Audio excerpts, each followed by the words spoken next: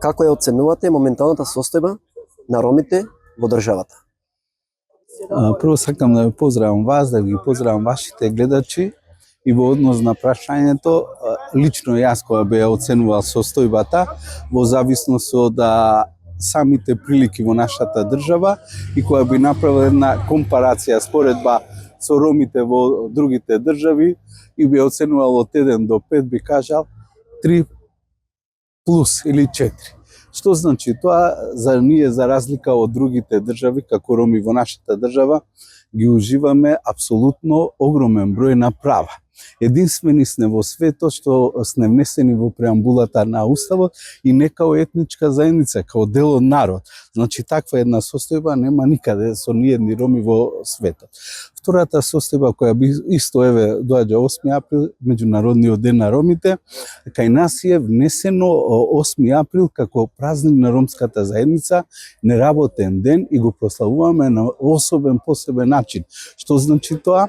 Значи, дека јас како министер во владата на Република Северна Македонија треба да спроведам еден голем проект, односно обележување на овој настан 8 април во покровителство на владата на Република Македонија и соработка со Министерството за односи во заедниците. Значи, вакво нешто нема во други држави. Потоа, она што исто така би го потенцира и самиот однос на државата кон ромите, значи за разлика од многу други држави и на Балканот и во Европа. Ние сметаме дека се прави доста, меѓутоа треба уште многу да се направи. Значи не можеме да кажеме дека ние сме апсолутно интегрирани или 100% ги уживаме правата кои ни следуваат согласно Уставот, законите и меѓународните акти. Напротив, можам да кажам дека еден дел стварно можам да речем успешна интеграција на правата во Македонија ромите. Пример, во образованието, ако ги оцениме со другите држави на Балканот и Европа, можам да кажам дека сме лидери во поглед на образованието. Потоа, има одредени точки во мерки во стратегијата за имплементација на ромите 2023-2030 година, каде што исто така доста права се практично имплементирани. Значи, во тој дел би зборувал вработувањето.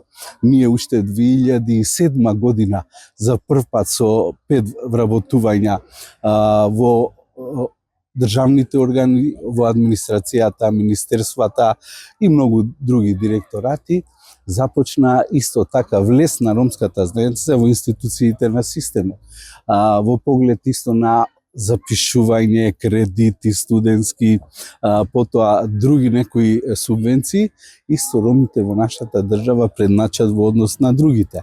Она што сметам и што треба да го добиеме, треба да имаме еден организиран пристап и барање и одредена координација на самите ромски политички партии и невладиниот ромски сектор, за да можеме да направиме одредени унифицирани барања како да ги имплементираме и да ги реализираме, оствариме индивидуалните и колективни права и слободи кои ни следуваат согласно законите и Уставот.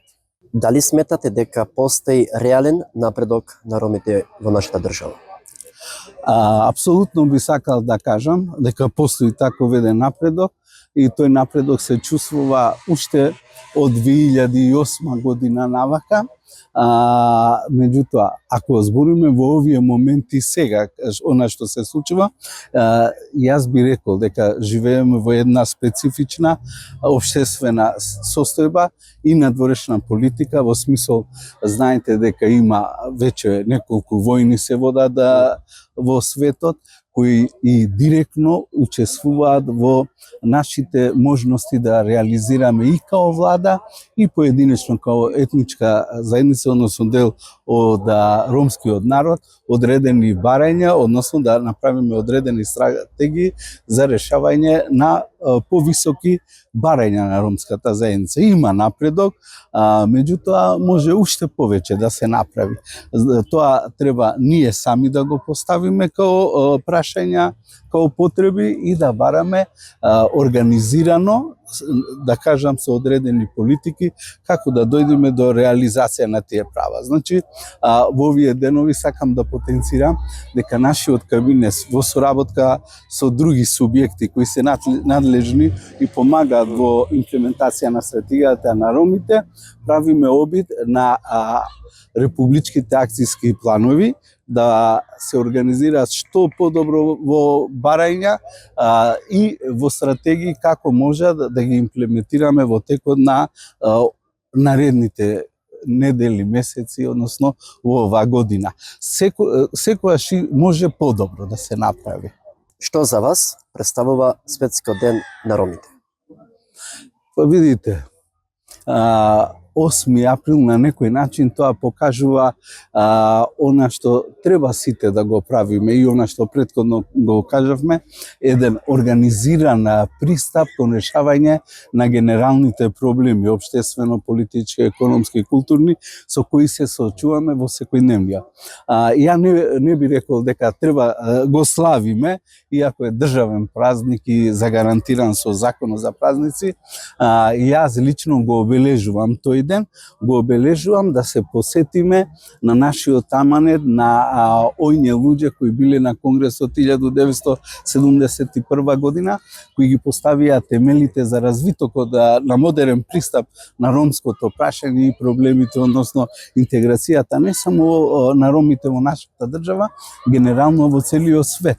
Ние треба да се тој ден лично да се посетиме на аманетот кои се однесуваат и на знамето, и на името, називот, и на одредени декларации, резолуции кои се донеси во смисол интеграција во државите, ама и она репарација која треба да се бара од Сојузна република Германија од војната, штетите кои се многу направени на ромската заедница и целосно тој ден треба да послужи и да покажеме дека ромската заедница знае да се организира, знае да го детектира проблемот со кој се соочуваат и нашите дечиња и ние, и знаеме и имаме квалитет и стратегија како можеме тие прашања лека полека да ги решаваме во интерес на целата ромска заедница. Која порака сакате да ја испраќате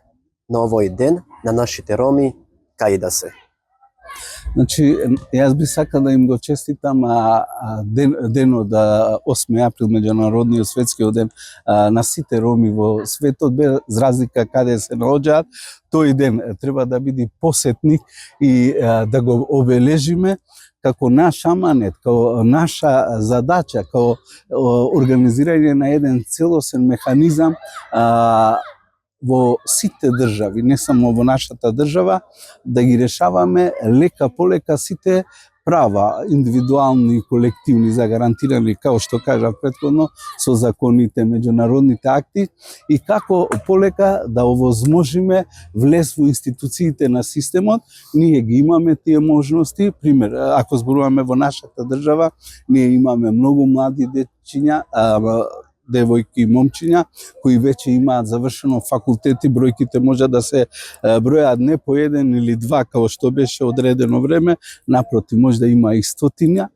И од друга страна исто така имаме студенти кои се во одредени завршни фаза во поглед на дипломирањето на разни универзитети, факултети и така натаму, и им препорачувам и посакувам да бидат поуспешни од ние сега што работиме идните генерации. Борбата за човекови права продолжува, нели? Ние не можеме да ни ги сервира некои правата, напротив, самите закони, самиот устав и во нашата држава и во останатите држави ни ги овозможуваат и ни ги даваат тие права. Нашето е да направиме еден стручен механизам, професионален, и лека полека да ги решаваме прашањата како што ги решаваа одредени други заедници во нашата држава.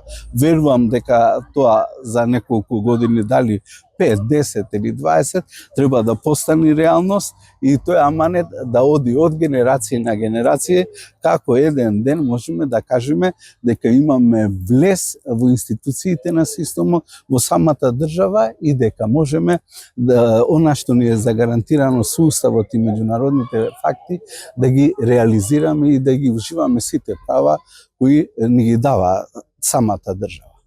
Ви благодарам за вашето присуство и за вашето време. Да, ја ви благодарам на вашето интервју денеска што правиме. Уште еднаш на сите роми на светот им посакувам све најубаво. Благодарам.